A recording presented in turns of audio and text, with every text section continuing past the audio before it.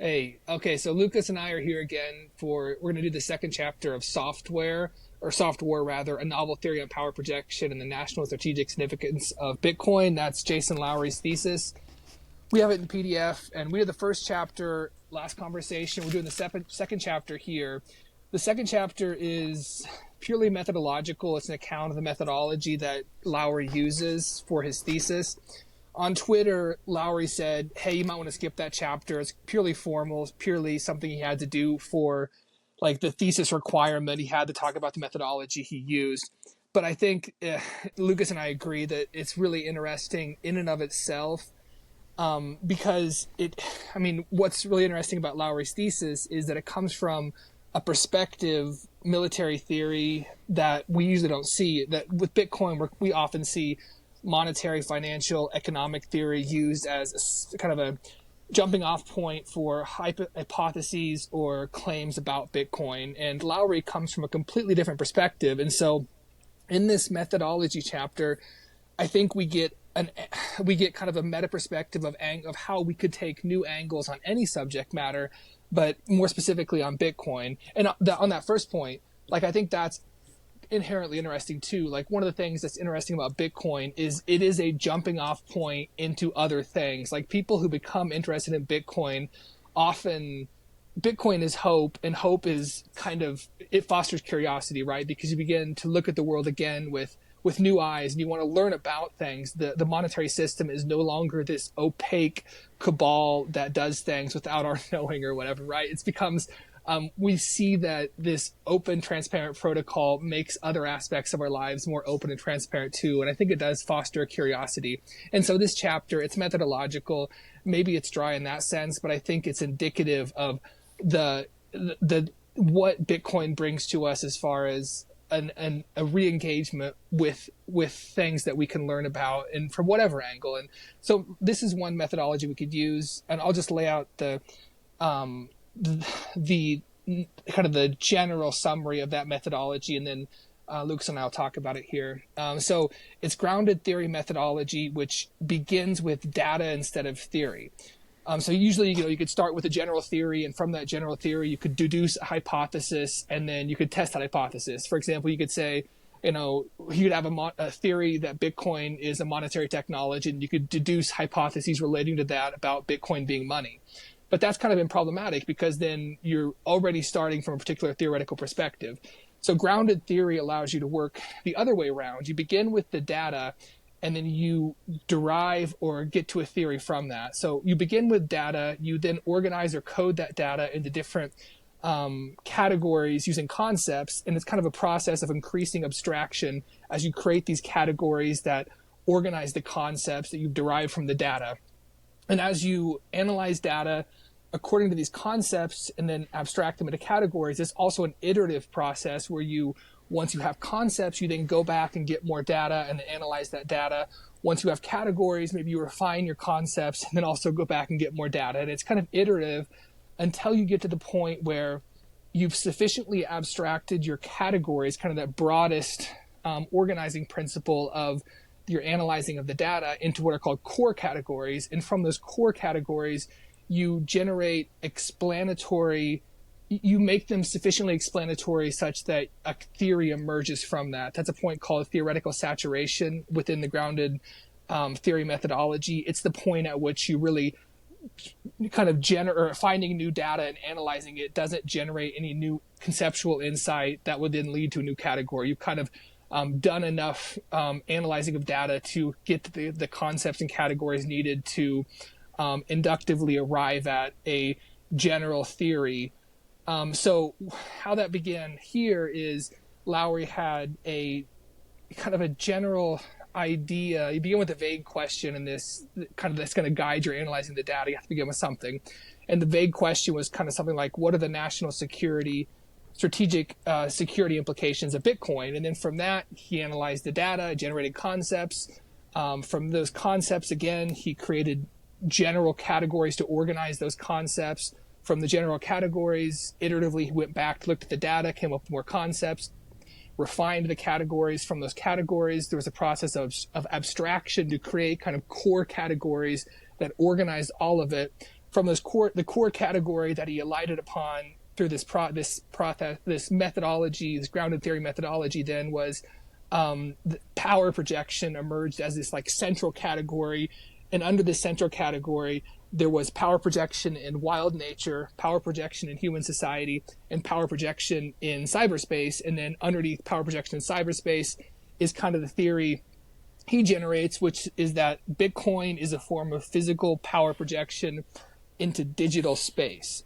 So that's kind of a broad overview of this methodological section, and how he kind of tips his hand that this is the theory that is generated from all of this engagement with the data, analyzing it, coming up with concepts, organizing those concepts into categories, arriving at core categories, finding that core category of power projection, and then the subcategories under it of power projection in nature, human society, cyberspace, and then again the theory that is inductively arrived at, or that I guess the theory itself is inductively arrived at from looking at all this data. And that theory again is something like Bitcoin is a form of physical power projection into digital space.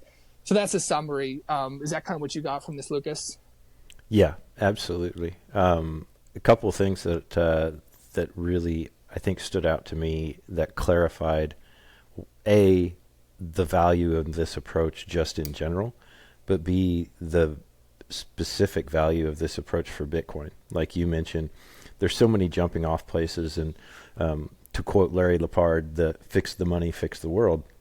Once you understand Bitcoin, you start to see it everywhere, and you start to see how it impacts everything. And you go, oh, well, we won't have to fight forever wars because we won't be able to raise infinite money out of nowhere. So there's a benefit. And then you go, oh, well, companies can actually focus on innovation instead of chasing growth because they won't have to overcome a 12% cost of capital because the money is being inflated away. And you think, things are going to cost less because there's going to be fewer intermediaries and people in between taking transaction fees. And so specifically for Bitcoin, this interpretive grounded theory approach is absolutely wonderful. And the interpretive part where you get to bring your own bias, which is something that has always been no-node and poo-pooed when doing research, is actually brilliant, because you think about what value do you have to bring a new perspective, a fresh perspective to something. You know, I think about like, you go, well, here's this thing, and we need to determine the usefulness of it. And let's say this thing is a smooth, rounded stick that's slightly tapered and has a bit of a bulb on one end. And one guy goes, oh, that's a baseball bat. I hit home runs with that. And another guy goes, oh, that's a murder weapon. I kill people with that. And another guy goes, well, that's firewood, and I keep my family warm with it. And you bring a different perspective based on the experience that you've had. And when I was in college, I was involved in a little bit of research, some economic stuff and some agronomy. And reading a methodology section should be boring. It typically would be boring, but to me, it just hit me like a light bulb because I realized like just how short-sighted, limited, and truly potentially dangerous the hypothesis approach can be. And give you an example. Let's take OxyContin and let's study and let's ask the question: does it reduce pain? Yeah, it does. It does. That's great. It does that. And now we're done with the research, and we've failed to look at the overall body of data, which also shows that it ruins lives. It gets people addicted. It creates havoc throughout a society. Yeah. Think about Ozempic. Does Ozempic and Wegovy, does that help you lose weight? Absolutely, it helps you lose weight. That's great. We've answered that question. But what we haven't considered is there's long-term effects. It's going to cause muscle wasting, and you're going to be probably dependent upon this, and it may change your brain chemistry as well. All these different things. So to be able to come at a research question with this qualitative approach, and to use the benefit of your life experience as bias in order to give you kind of a to use that introspection that you have and go, oh, that makes sense to me. One of the things that I thought when I was reading this was he talks about like some of the drawbacks of this approach. And one of the drawbacks is that it can kind of be like overwhelming, and it can kind of be almost, there's just so much data, and it can be frightening is the way that he put it, in that you may not know what you're going to find. Yeah.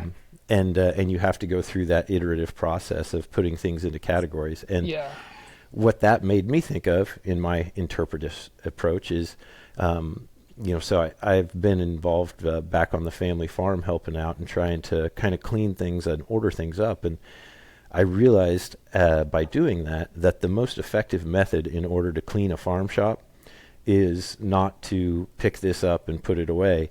It's to literally take everything out, put it into piles, and then start refining those piles. And first you go, okay, this is air equipment. This is, and then this is, here's stuff that you beat stuff with. Yeah. These are hammers. And then here's stuff that are wrenches. And then that's interesting, because that's like continue a material, to refine literal those. example of the methodology. Literally the data is the piece, the object, and then the concepts are, you kind of understand you subjectively describe the tool, the item to yourself, and then you group those according to that, and through process of abstraction you come to categories about where you're going to store things and stuff. And that's the other part, is that it's not only do you continue to refine it where you're like, okay, these are wrenches, and then you go, these are open-ended wrenches, these are closed-end wrenches, and here's your metrics, and here's your standards, and here's your big ones, and you got all that. But then you go, well, where does it make most sense for me to have these? Like, is it on the east wall? Is it on the back wall? This air equipment, like, why would I ever keep my impact wrenches on the opposite side of the shop as the air compressor? That doesn't make sense, because I'm going to have to walk across the shop. And so the answer reveals itself by ordering the data. And there's so much value in that.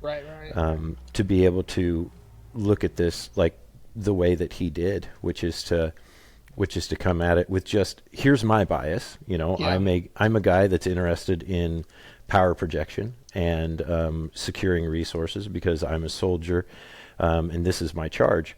So if I come at it from that perspective and I start ordering this data, what happens? And it turns out that he comes up with this novel theory. And the thing is, like, we don't, to kind of get the, like, I don't know, the gestalt of the theory and use it in our lives to get like the motivational force behind this. You don't need to sit down and do a formal thesis to apply a methodology like this. I mean, as you've described, you can, even in ordering we kind of implicitly do it because it's a natural way of operating in the world. If you're intelligent, you take the data, you don't pre-commit to some theoretical framework about it, that all of the tools or items you're going to find in this garage are garbage. You're going to say, I'm going to look at each of the things, and then kind of, as I look at them, I'm going to make subjective assessments about them, put them into piles, and then refine my piles. So it's like something we do naturally, and it's good to see it stated formally as a methodology, so we remind ourselves that in this type of qualitative endeavor, you do derive a theory that has some sort of value, even if it's not purely objective.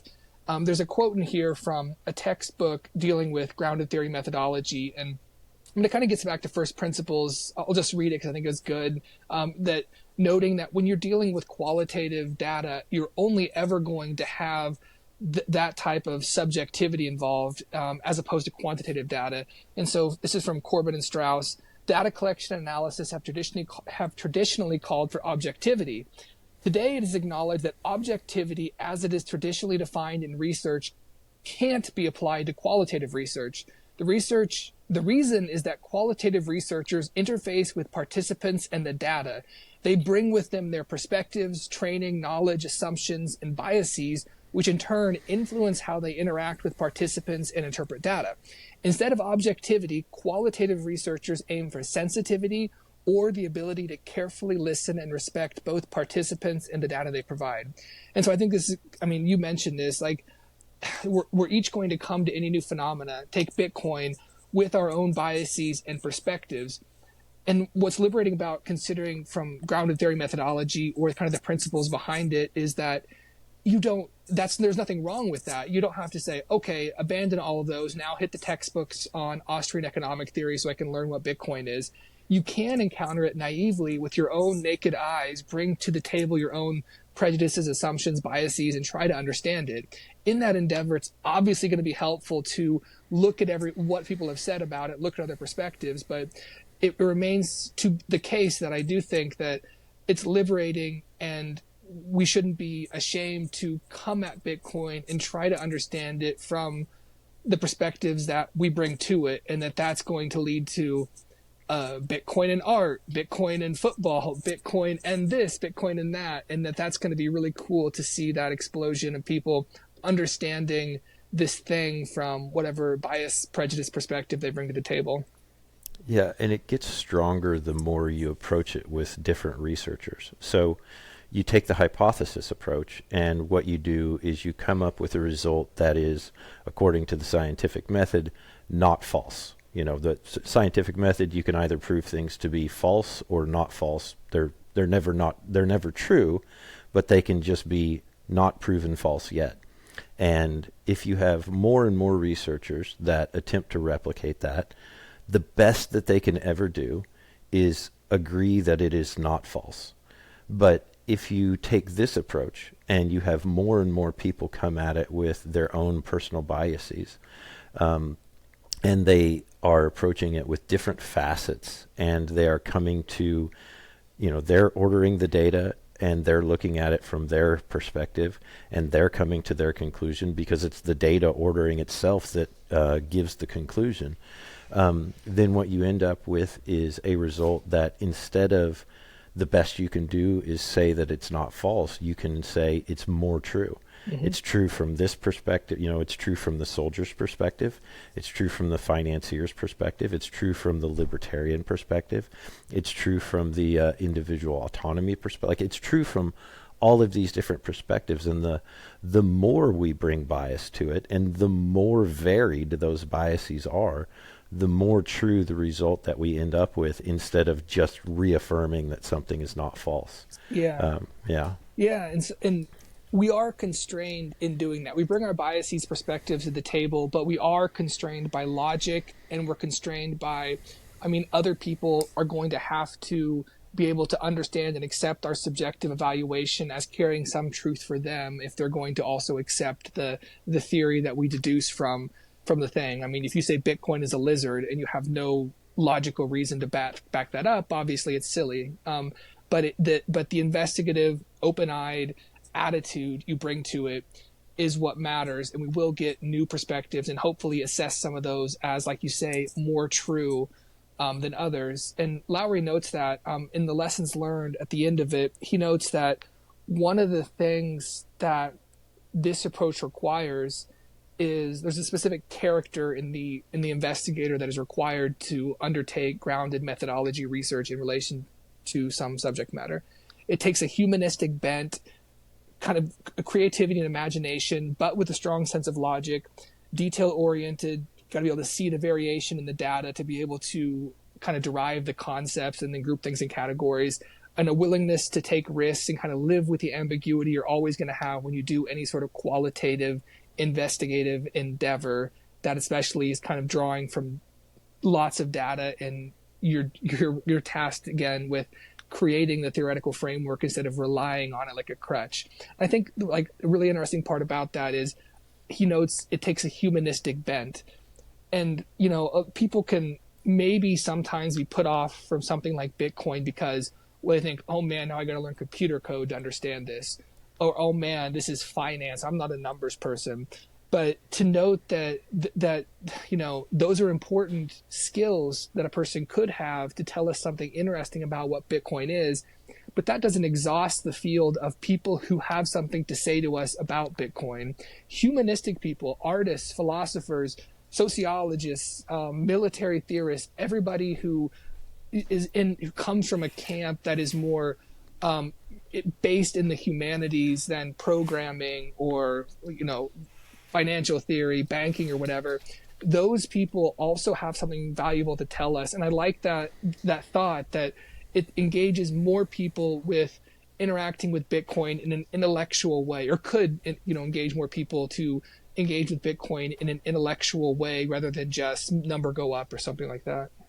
Yeah, and I'm going to say something that goes along the lines of that stoner dorm room approach that we were talking about is such kind of the fun part of this, but it makes me think of beauty. It makes me think of Jordan Peterson's definition of what beauty is, and beauty is that which we all agree is beautiful. There's a reason why this piece hangs in the Louvre and this piece does not. There's a reason why these types of characteristics are commonly viewed as beautiful amongst the population, and it's because everyone bringing their own personal bias to it is still drawn to it in a certain way. And Bitcoin is something that it truly does represent something beautiful. If you look at the code, it is beautiful in that it's incredibly simple and it addresses the problem, and it does it in a manner that is so innovative, and it draws this beautiful line between the physical and the digital world, and it marries them together in a way that could never be done. And then the way that it was conceived, the Immaculate Conception was beautiful, where it was released into the world and it's decentralized and it's open for all. And what we see it do to people that adopt it, you see the people on Bitcoin Beach that were giving haircuts and taking payment in Bitcoin that are now millionaires. How it changes people's lives is beautiful. How it has united people. We talk about this, like there is no more, we've been stuck in this hellhole of diversity, inclusion, and equity. I like how, I think it's Elon that calls it that, DIE, die, instead of DEI, but we've been stuck in this just toilet bowl of these words that mean absolutely nothing and truly represent racism and discrimination. But when you look across the landscape of people involved in Bitcoin, there is absolutely no more diverse, inclusive, or equitable group of people in the entire world than people that have seen Bitcoin for the beauty that it is and chosen to adopt it in their own lives. I mean, we don't even, I don't think, need to prejudge DEI as... You're right. As all those things. I just throw that in there. Because I want to say that, like, this would be interesting. Like, you can judge DEI by saying, okay, use that as a framework, as a vague intuition, go and look at the data of Bitcoin, see what concepts from DEI you can apply to the data you're analyzing relating to Bitcoin, the nature of this thing, and then what categories emerge from that, and if there's a core category, and then let people who are so inclined see if they come at a new insight relating to, when you look at a decentralized race-blind protocol that is equally available to somebody in Nigeria and across Venezuela, in the United States. Anybody can get a banking account, or even without prejudging it as financial in nature. What does it mean that there's a proof of work protocol behind which everybody can shield their information? What does somebody who comes in with the perspective of a committed DEI person, what will change about their ideology? Or maybe even, being open-minded myself, what will they bring something to Bitcoin? I don't know. It would be interesting. I would even, skeptical of some DI things, I would say it would be interesting for a person who's committed in that way to bring their values to the table and honestly try to do data analysis, coding, conceptual refinement, category creation, and see if they can say something interesting about Bitcoin or about the values that they brought in to assess Bitcoin. Yeah. I mean, what other thing unites drug dealers and senators and artists and engineers and drug dealers and senators, but I repeat myself. Yeah, but criminals. But hey, I'm being redundant. Yeah, 100%. But yeah, I mean, what other thing unites people like that? I mean, it's like soccer. It's like it's like the global sport, except it's the global liberator of global and also perhaps the global protector. One of the things that I've been thinking about since we had our last conversation was, and he obviously mentions this, but just trying to put this into my own framework was, I brought up how I'm viewing this in terms of Bitcoin is the first live money that we've ever had. Everything else is simply dead money that is potential energy waiting to be released. And the way that it is released can be by purchasing a weapon that is turned into kinetic energy. The way that it is released can be by bribing someone in order to do something that you want, by paying someone to protect or harm in your name. But the thought that I had was just that dead money kills. Like, the only way for dead money to inflict power is to do something that is destructive to society. It can be a bomb in order to try to claim more resources. It can be a bribe in order to try and get a back around on something. But what the what the cyberspace battle of power projection does is it uses live energy, and there's no innocent bystanders. There's no casualties. It's merely a back and forth, a push and pull, where the superiority transfers to whoever can display the most power in a competition that is not just harmless to the participants, but instead of being destructive, it is accretive, because the more power that they are able to project, the better that they are able to serve their society and the people around. Yeah. So no, that definitely goes to the heart of. Can you hear me? I was just going to say I want to make shirts that say "Dead Money Kills." Because it's been running through my mind. It's just dead money kills. Yeah. And live money gives life. Dead money is after your brains. It's a zombie. But yeah, so that's obviously, that's a good kind of, that is very consistent with Lowery's thesis. And so it comes at it from a theoretical framework that he is kind of establishing here, power projection and the physical power that Bitcoin represents in cyberspace. I'm curious, Lucas, you as a person, if you could strip away your preconceived theoretical knowledge of Bitcoin and arrive at it now, naive as a child, innocent, but still bringing all of your life experience to the table, the jobs you've had, the rural background you've lived, bringing all those things to the table, can you put yourself in those shoes and come at Bitcoin again and describe what it is without recourse to military theory, banking theory, like monetary economic theory? What is it to a person who is you? Yeah, what a great question. And how do you even come at that and try to leave those things behind? Because I know, like Saylor always says, Bitcoin is on a need to know basis. Like you'll know when you need to know. Yeah. And I think for me, it was that realization that, this is something that works. Like I think about this all the time, and I write about this too. I was a financial advisor who bought Barnes and Noble instead of Amazon, and I looked it up last night. The $2,500 that I put into Barnes and Noble that went to like nothing would be worth like 25 million now, if I'd have put it into Amazon. And I went to go buy Google when it IPO'd, but I wasn't able to make the purchase because the only person that I could find to sell it to me was a guy that was going to charge me $300 out of the $800 that I had for a commission. Mm-hmm. And I didn't trust E-Trade because it had just come out. And so I had this like experience of like, even though I was educated and I was credentialed in that area, that I kept getting the things wrong. And the only thing that got me there was when I bought some Bitcoin. I got lucky and I happened to buy it like right when it was in a bull run, and it went way up like in a week, and I freaked out. I didn't know what it was. I still didn't understand it, and so I sold it just to make sure I could get my money out. And of course it never went back to that level, and I was never able to buy back in.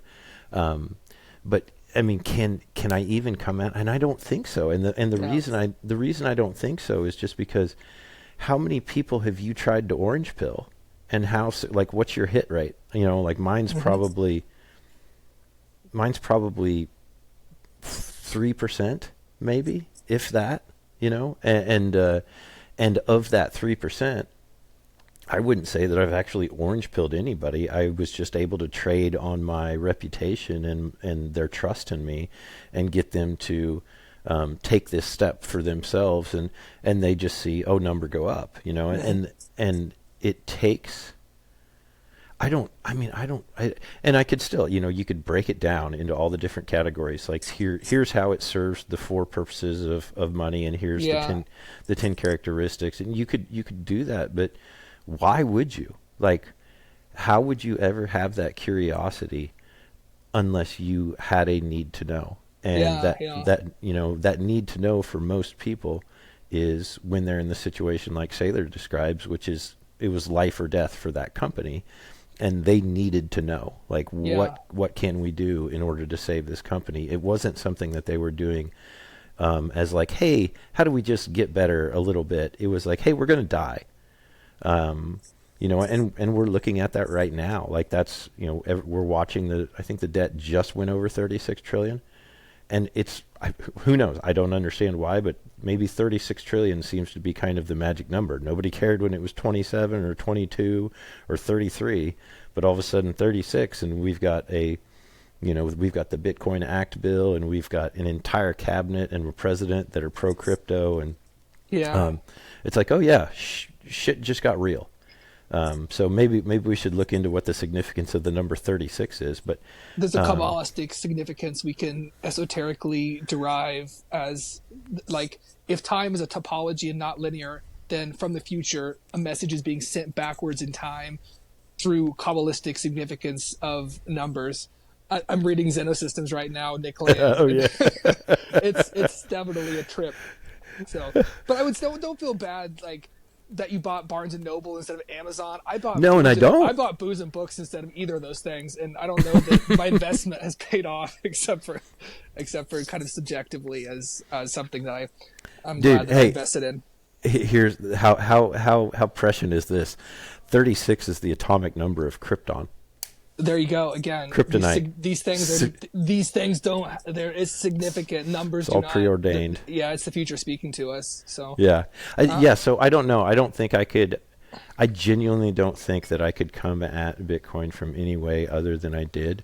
But what about you? Is there a way that you? I mean, you and I.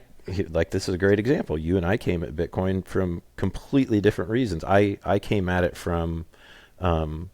Probably greed, I would say, because I kept I kept seeing a buddy of mine who I knew was very wealthy put stuff up, and I finally talked to him, and he gave me kind of the in. But I think you kind of came at it from I was the academic humanitarian side. Right, I was a philosophy major, so I never had wealthy friends. So correct.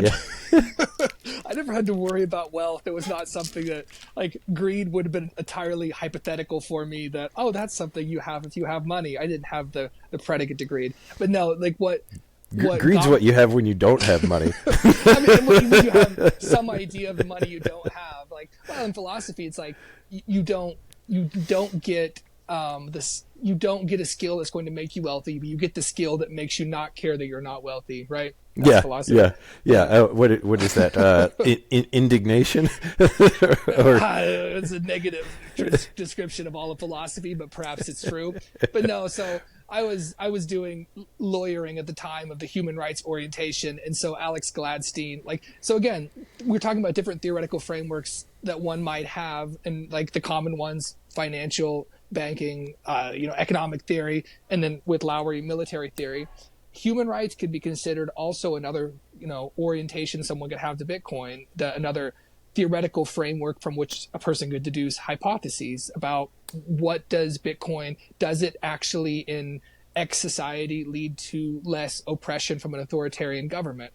And so Alex Gladstein's book, Check Your Financial Privilege, that really opened my eyes. And that was a theoretical framework that, I mean, it's not philosophical. It is very economic in orientation, but it is very value-based and ethical and oriented towards kind of claims about ethics within political morality of oppressive societies cannot sustain an open monetary protocol because of the way they operate, and more so like check your financial privilege if you don't see why that's significant for someone in other countries because you've never lived in a country where you haven't had access to banking. Like, and so, if you say, just get like Apple Pay or Venmo or whatever, it's like, well, these things aren't even available in certain countries, right? So in any case, asking myself that question I asked you, coming at this from the frameworks that were given to me, my own experience, the perspective I have, naively not considering Bitcoin as a monetary technology,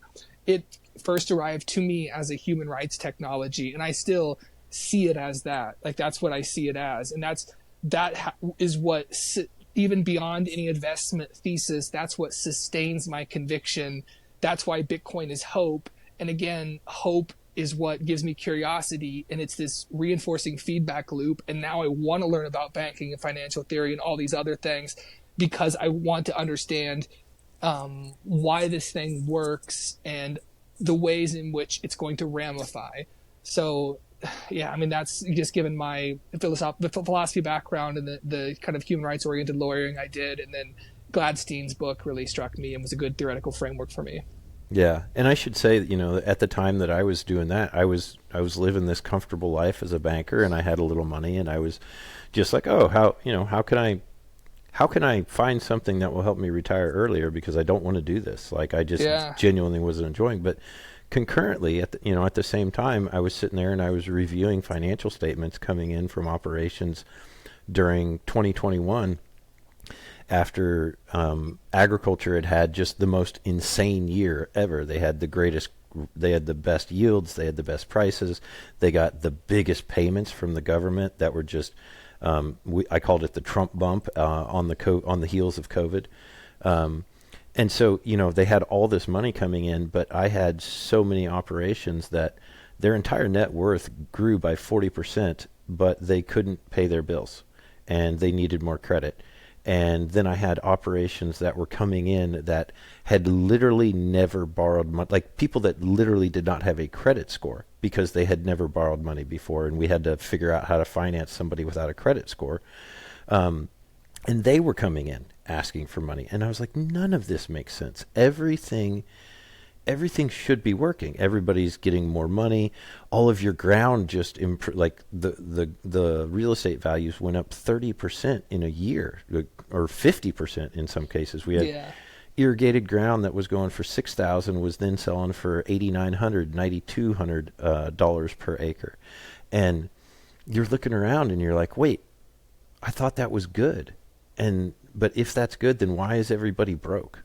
And why is this not working? And why are we expanding lines of credit from $1 million to $1.5 million? And so having that perspective, where I was researching that, and that took me down the creature from Jekyll Island rabbit hole and learning about, the Fed and learning about that kind of money.